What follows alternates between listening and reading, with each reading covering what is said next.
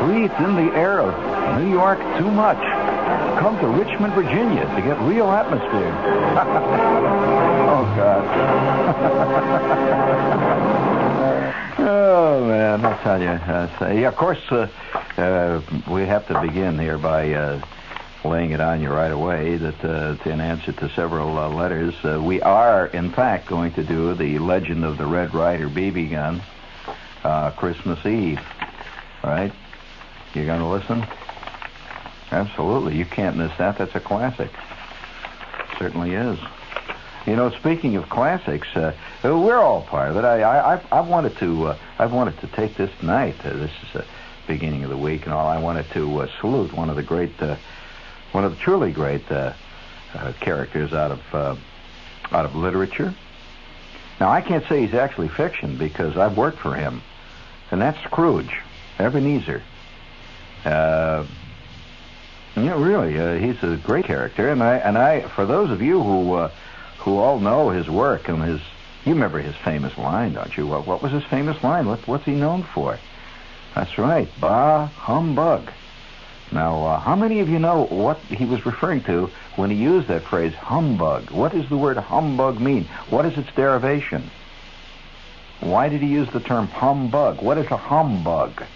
Is it a bug that hums? A humbug. Well, that has a very, very interesting history, that word, humbug, how it came to be used, and why Scrooge used it in that particular sense. It was a very apt word. Bah humbug was what he said. Now, how many of you remember the name of his partner? You're quite right. Barley. He was, and what business was he and Barley in? What was their business? You recall they had an office, and he and Barley had built this business from scratch, and now in his old age, Mr. Stooge and Barley, of course, were successful men. And what was their business? What did they do? Did they sell steel-belted radial tires? No. You start eliminating things.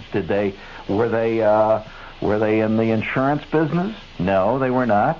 Were they solicitors? Were they lawyers? No, they were not. What was their business? That's a good question. Now, he had several employees. Now, one of the most notorious of the employees was the one who worked in Mr. Stooge's office. By the way, how many of you know that Stooge himself, that his name entered the language? We even use that phrase. The phrase Stooge is from that work. Now, who was his partner? Okay, Barley. We decided that. Who was his clerk? What was the name of his clerk? Well, maybe I'll give you a clue better than that. All right, that's right. He had a daughter named Becky. His daughter's name was Becky Thatcher. So the father's name was Bob Thatcher. You recall? And she had this little brother. And what was the? Oh, that's right. Tiny Tim. Correct. And what was Tiny Tim's affliction? And he was, yes, but what kind of an illness did he have? It's not enough just to say he was a cripple. What was his problem? Because if you recall the story, later on he recovered. So what was the illness that he was suffering from at the time that rendered him a cripple, as we call it, as it was called in the poor Tiny Tim? And he propelled himself about on his crutches, right? And his family, of course, Bob Thatcher and his family were about to celebrate Christmas Eve. Now, what were they going to celebrate it with? What was their? Do you recall what their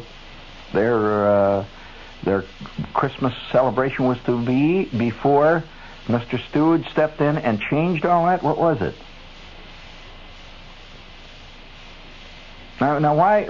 This is very important because it's part of the whole Christmas legend as was created by the writer. Do you recall who the writer was? I'll give you a clue. It was not Tolstoy. Charles Lamb. You're right. And now this was I think probably it's very difficult to know whether that story created Christmas or whether it reflected Christmas. People often say that Christmas came into being when this guy finished writing his stuff. That after that people started to do all those things, ho ho and Merry Christmas to all and a Merry New Year and all that sort of thing. That they never really did that before he wrote all this stuff, and so it came into being as a result of his writing. Now, of course, see, part of our tradition goes back in many ways to all kinds of, you might say, literature, folk literature in some cases, that makes up what you could call Western culture. For example, nursery rhymes. We all know them, and yet we can't really remember when we didn't know them. You can't remember actually learning. For example, about little Jack Warner sat in a corner eating his curds and whey. We all know this. When did you first memorize this? You can't remember that. Humphrey Dumpty sat on a wall. Call that? All these things are part of what we call the Western tradition, the Western survival. I imagine eventually future generations of kids will argue back and forth the existence of, or the non-existence of, or the mythical character of, or the let's say the mythical ramifications of the Red Ryder BB gun. Future generations.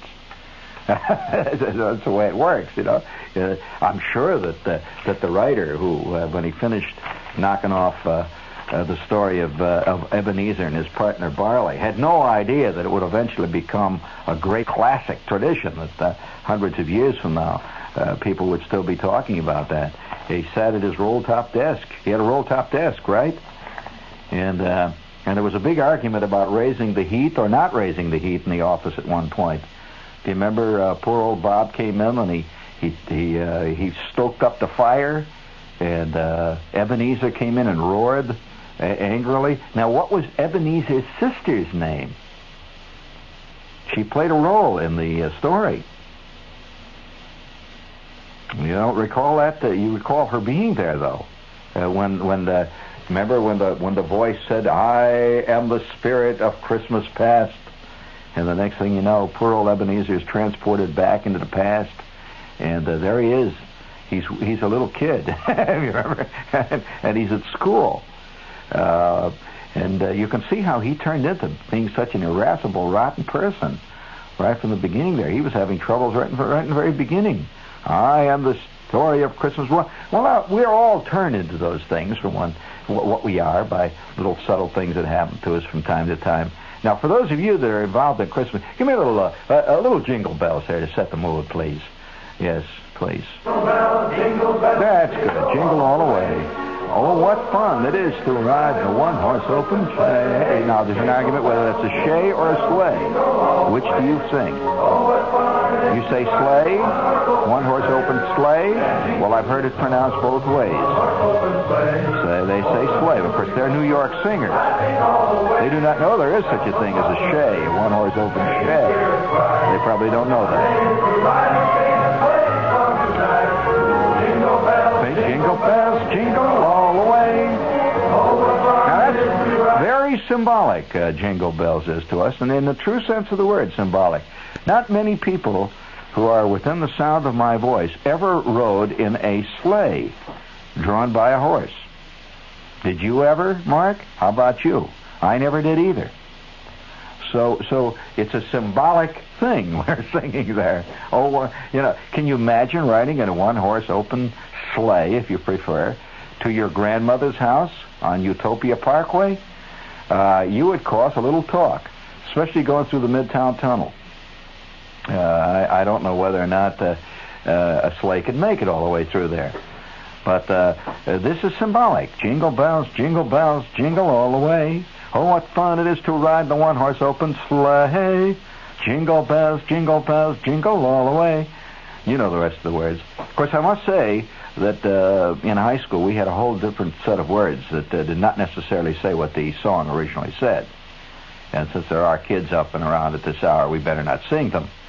What with, the blue-nosed sales department always worrying about that problem. On the other hand, do you recall ever, do you ever look back on Christmas? I always say is a time for looking back. And I don't mean looking back in anger nor looking back in nostalgia. Just looking back. It is. They say that this is one of the main reasons for holidays in a man's mind. Man in general, man. That includes women, everybody, excuse me. A person's, right? A human being's. A Hugh person. We got to cut that last M-A-N out of it. It's a Hugh person. Humano person.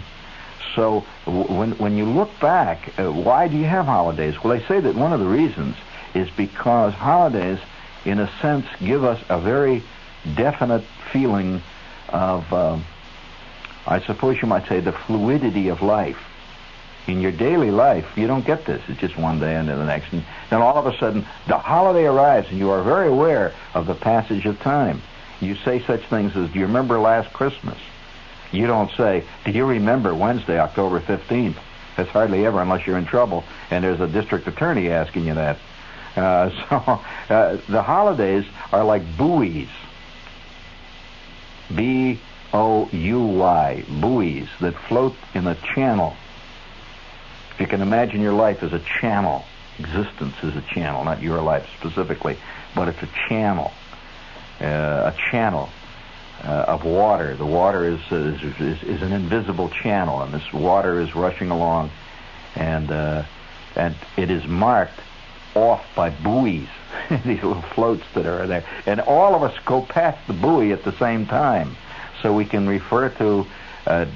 I can say to you, do you remember? Well, let's just take a. Do you remember 4th of July? And yes, we all experienced 4th of July this year, in one way or another. Not the same, but we didn't experience the same identical things, but we remember 4th of July. So if I say to you, last Christmas, you immediately think of last Christmas. So you do this even subconsciously. And so, do you ever look back when you back to when, say, for example, when you were a kid, just take that part of your life. Do you remember a Christmas gift you gave somebody as a kid? Let's just take an arbitrary age. Let's say 8. Do you recall a Christmas gift you gave at about that time of your life to somebody? You must have had people around you. Do you recall giving a gift? Oh, come on, you're not really thinking. Yes, you can. It is there. It is not. There's no such thing as it's too long ago. It's all stored away there. What you are not doing is trying. That's the thing. Most people do not try to recall anything, so then they assume they can't recall. You hear the 2 recent cases of in the police department somewhere where they got guys to remember things that had happened to them by hypnosis? Well, that meant that it was always there in their head. The trick is getting it out, so don't say to me, I don't remember. That's not true. You do remember. You can't get it out. Now, one of the reasons you can't get it out is you're not concentrating. It takes concentration. Most people don't know how to concentrate. Do you know this is an actual study, concentration? You know how people study to meditate? They learn how to meditate? Well, I would like to suggest to you that this is one thing all good actors and all good performers have studied and worked on and learned, the thing called concentration. Now, most people think they concentrate, but they've not experienced then the real thing. No, the genuine concentration literally cuts almost totally the rest of the world out from around you. And in fact, when I'm on stage or when I'm performing, there is no other world. I've had to learn this over the years. As you just focus your mind till it's a fine point down, like a fine light that's been adjusted, some kind of a special laser beam. It's the difference between a wide light, just a light bulb hanging that just spreads its light in all directions, and nothing is really lit up. It's just general light. That's the way most people's minds work. But if you learn to focus the light down, you put a retina, you put a lens in front of it, until finally it's a fine, tiny dot, a very concentrated light, and there's no other light anywhere else. It's all black all around. That's called concentration. Not an easy thing to learn. No way. In fact, many people never quite can learn it. Stanislavski's all about that. The method, they refer to it as the method. It comes from intense, total concentration. And your life is there. It's all in your head. Every last day of your life is somewhere tucked away. It's hard to believe it, but it's all stacked up in there. Oddly enough, you can generally remember, if you're honest about your memory, you can generally remember things that were further back easier than you can things, let's say, 2 or 3 years ago. Now, there's a lot of reasons for that, because for one thing, they made a bigger impression on you. This is one theory, bigger impression because you hadn't experienced anything like that before. So it was a big impression. So like the first time you go to a play when you're, say, 10 years old is going to make a real impression on you, but the 538th time you go to a play is just another play. So that's, it's a logical thing to think that way. But now, to ask you a question here, do you recall a Christmas gift, a specific gift you gave to somebody when you were 8 or 9? You do. You don't, Al. You think you can't remember? You had parents, I presume. Now, do you recall giving, or wasn't maybe in your family a tradition for the kids to give anybody a gift? They just got gifts. Is that it? You didn't have that tradition? Oh, well, then you didn't do it. So that was your answer. You did not give a gift to your mother. Well, did you ever give a gift to your mother? How old were you when you started that? Were you a teenager? After that? Before that? So, well, that's fascinating when you think about it. This is WOR New York. And this tonight's show, by the way, is about a gift. But now when I look back on it, I can't tell whether it was a sad scene or whether it was funny or what. But I gave a gift, and I to this day I can remember the feelings about that specific gift I gave. And before we go any further, I'll give you a little gift here. If you're seriously thinking of coming into New York over the Christmas holidays, I would like to give you a personal recommendation for a very fine restaurant that's been an old friend of mine for a long time, and it's a good restaurant at this time of the year especially. It's the Blue Ribbon. They have, for example, roast goose at this time of the year. This is the time. Christmas roast goose is a traditional Middle European dish, and you can't get it in many places in New York. And I would highly recommend the roast goose at the Blue Ribbon. All the Christmas, they have Christmas breads and cookies and all that sort of thing. It's a German restaurant, and they really do it well because it's all the baking and everything is done right there. And it's an excellent restaurant with imported German beers and so on. But for a really great meal, if you're coming in to shop or something between now and Christmas, or you're coming in for Christmas, before Christmas, something like that, and you're looking for a good place midtown to have dinner, something extraordinarily interesting, I would suggest the Blue Ribbon at 145 West 44th Street. And they're open Monday through Saturday, and they're open until midnight, and from 11:30 in the morning to midnight. And give them a call. Ask them if they have the roast goose at the time you go down there. It's JU2 4898. Did you know that there's a worldwide shortage of geese? That is a fact. And you know why this is so? The goose is a very large bird, as you know, and the goose is a bird that it's expensive to feed a goose. They're an expensive feeder, and so a goose is a very expensive bird to raise, and also it's a difficult bird to cook correctly, to properly prepare. Now, a turkey or a chicken is very simple, but a goose has to take very special type of preparation. And so today it's almost impossible for many restaurants to even get geese. They have to order them months in advance. Many of them are European that they get. They get imported geese So, nevertheless, this is the Blue Ribbon, 145 West 44th Street here in Manhattan. And the number is JU24898. And ask for Big George.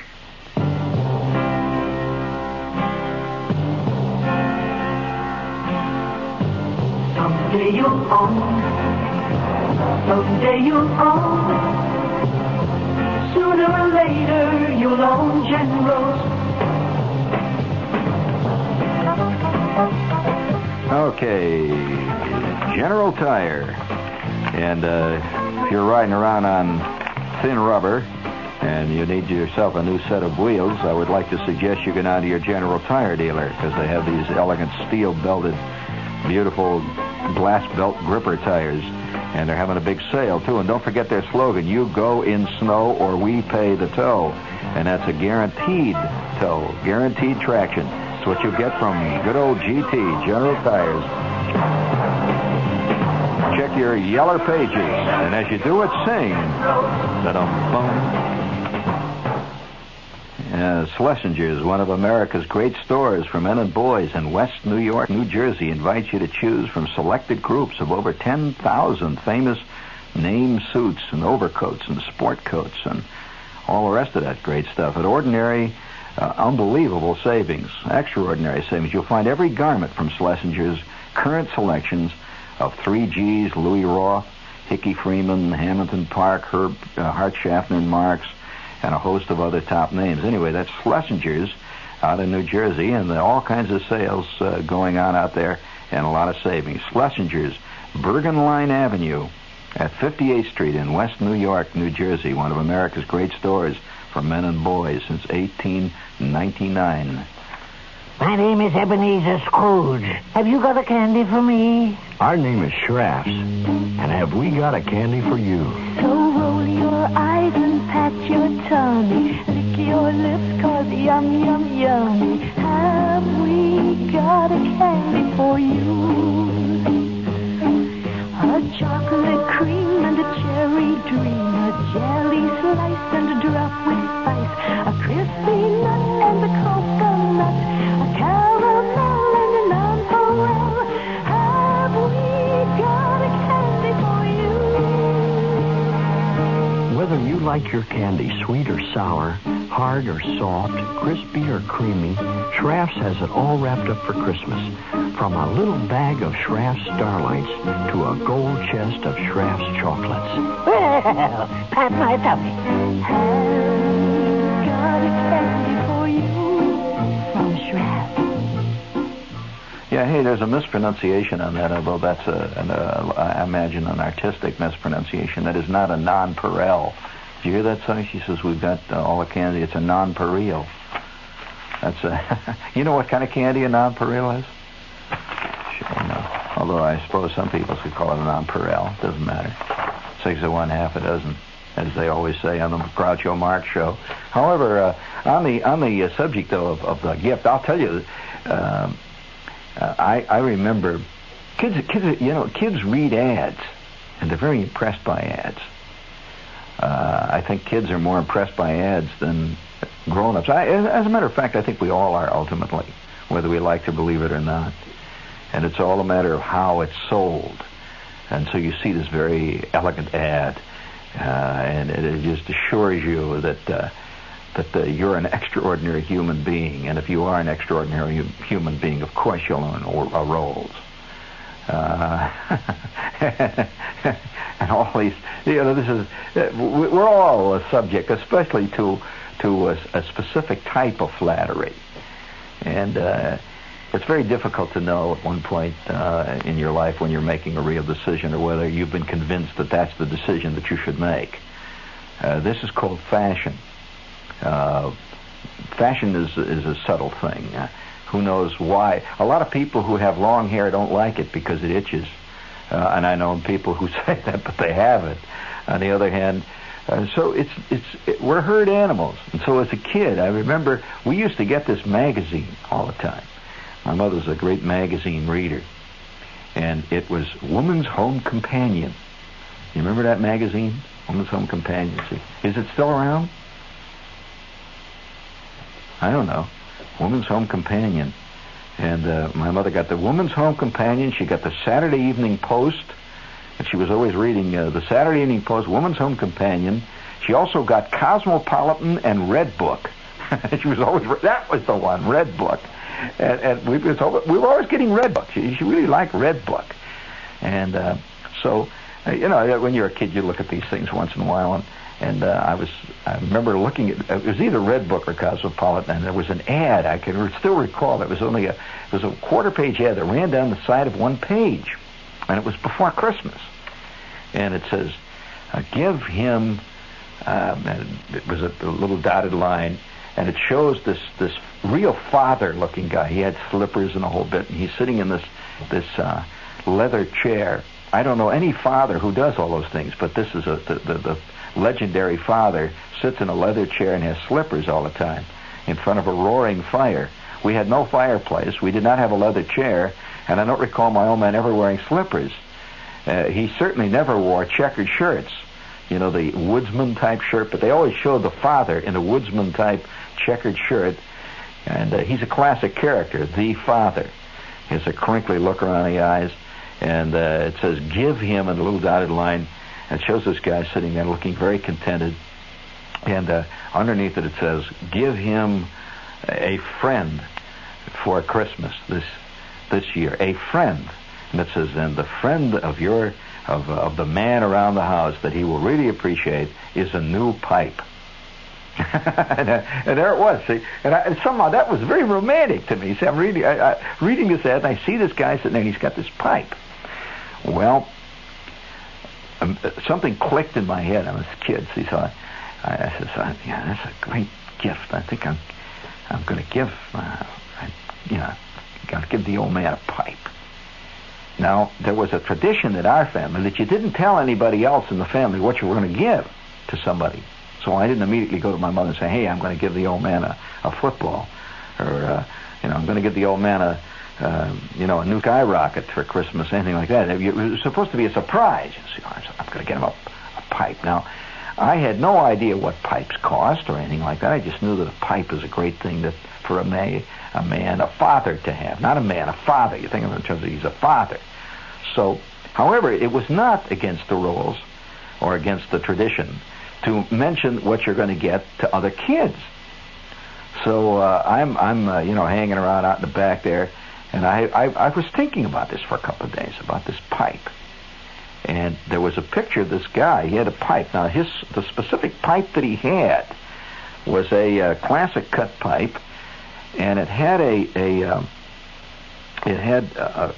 bowl on it that was of very dark wood. I remember the picture. It was a dark wood bowl, and it had a rather long stem, the one that he was smoking, and it had a little silver band around the middle of it.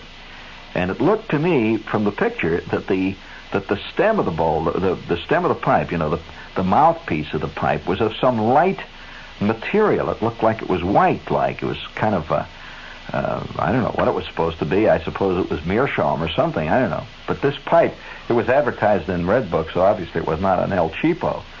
But it was a great-looking pipe. And this guy was sitting there smoking a pipe. So I figured I'm going to get a pipe. Well, we're out in the back and talking about gifts, and Schwartz said he was going to get his father a belt. He was going to get him a belt that had his initials on it. Now, I said, his initials? What are you going to have? F for father? What is your initial? He's going to have an S on it, Schwartz.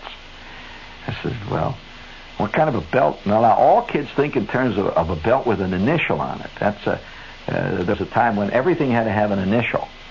And he had already picked out the belt that he was going to get. It had a belt buckle, and it came with a matching tie clip with an initial on it.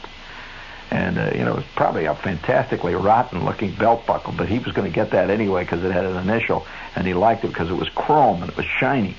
And he figured his old man would really like it because he didn't have any shiny belt buckles.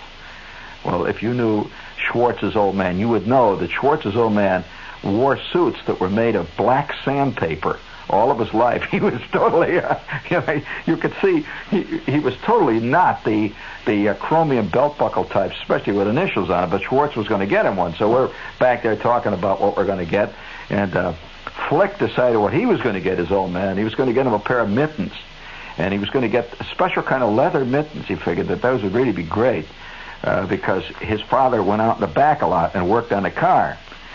Well, now, it never occurred to the kid, probably, that it's not very easy to work on a car when you got a pair of leather mittens on, but that was a great idea. So he's going to get the mittens, and I was going to get a pipe, right? Well, we all went Christmas shopping. The three of us went. Did you ever go Christmas shopping with your buddies when you were a kid?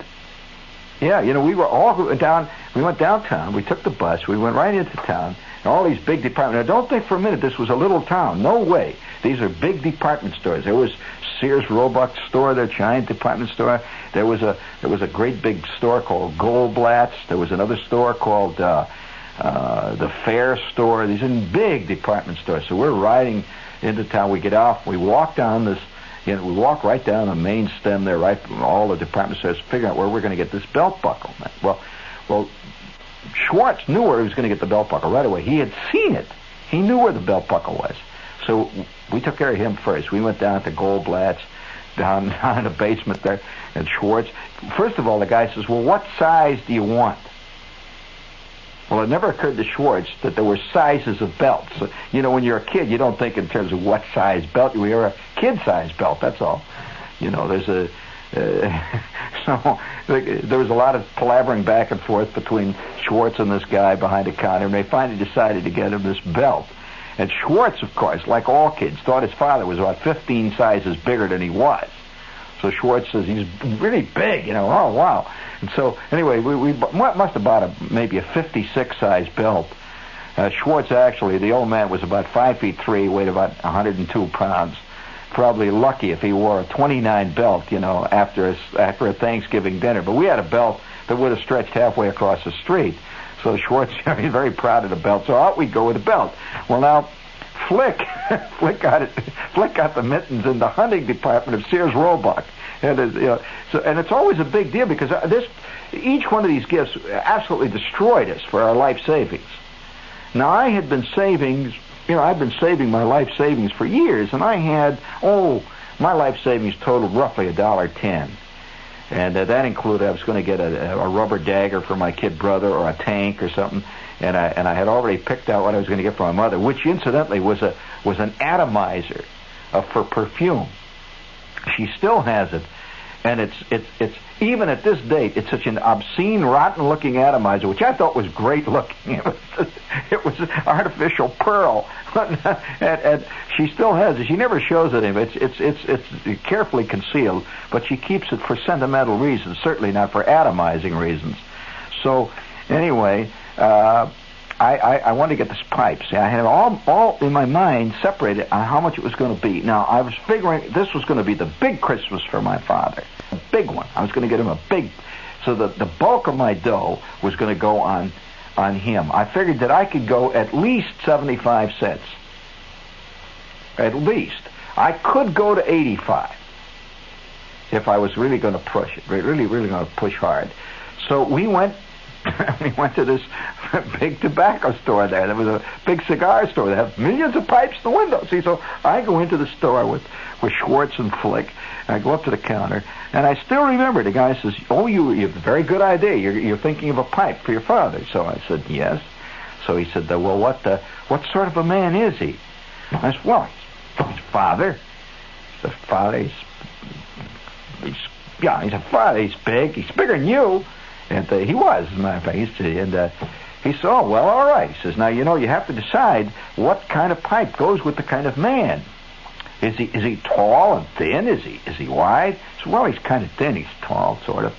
And so he says, here, I have just the pipe for him. So he goes back and he has them all on a wall. He takes a pipe, and beautiful pipes. Oh, beautiful, polished. He shows it to me. He says, do you think he'd like that one? I look at it, I says, well, it should be a little longer. I was trying to get him one like in the pictures. He says, a little longer. He says, oh, well, I see. You want a slightly longer stem. That's called a stem. Well, all right. Here we have another one. This is the Regency model. And he takes another one. He shows it to me. I looked down. I said, that's really just about right. And Flick says, oh, that's great looking. That's great looking. So I says, well, I don't know. I'll think about it. The greatest bestsellers. Books like Rebecca, Exodus, Hawaii. You don't just read them, you live them. Beulah Land by Lonnie Coleman is that kind of book. A sensational bestseller compared by many to Gone with the Wind. But Beulah Land is so frank it could only be published in our time. Beulah Land, the story of a great plantation in all its outward splendor and secret shame. Beulah Land, a Dell paperback bestseller.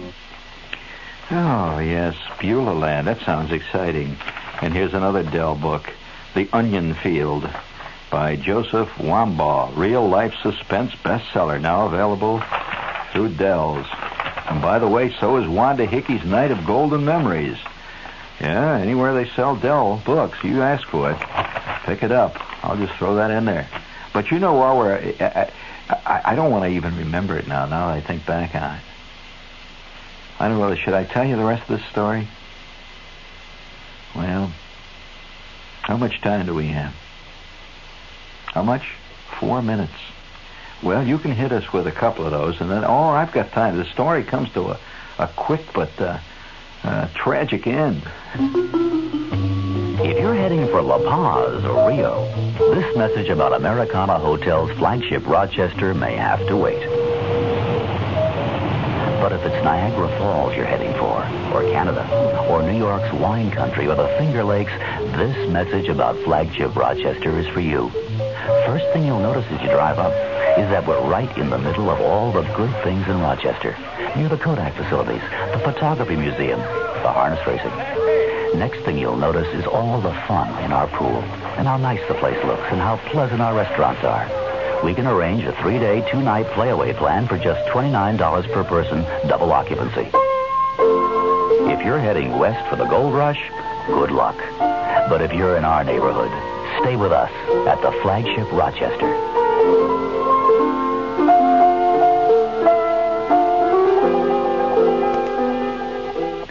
Well, let's see. As everybody looks back towards 1975, New York Magazine looks back at 1949, the year we entered modern times. It's an interesting concept. Arthur Miller writes how it was when Death of a Salesman opened. And Betty Friedan describes the 1949 housewife herself. So, all this stuff, the great year-end issue of New York Magazine is on sale. It's the year-end double issue. And by the way, speaking of curious issues, one of the very first records the first record that I ever made, called Into the Unknown with Jazz Music, very corny title, will be heard on WNYC December 25th at 11 a.m.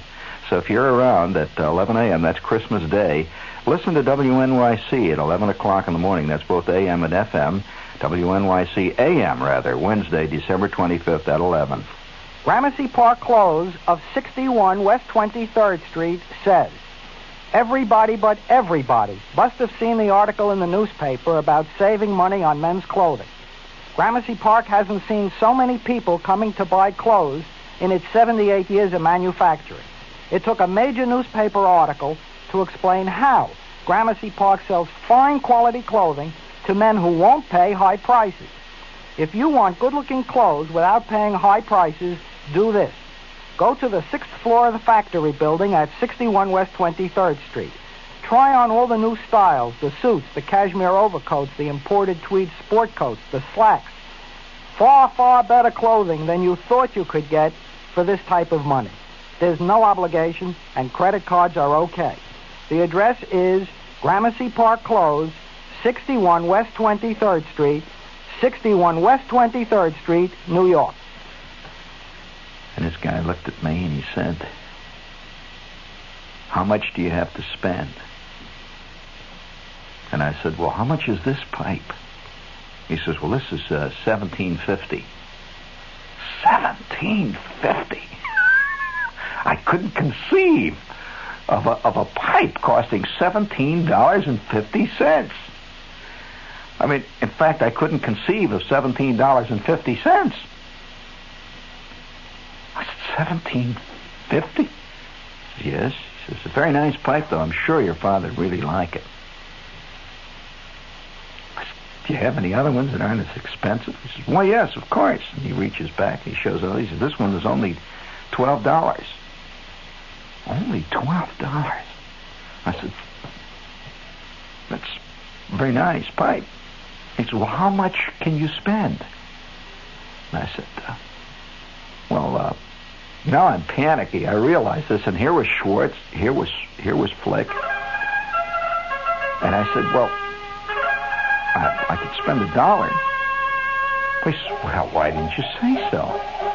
We have just exactly what you want." And he goes in the back, and he comes back out, and he's got a big cardboard box. He says, here's a pipe." He says, "A beautiful pipe.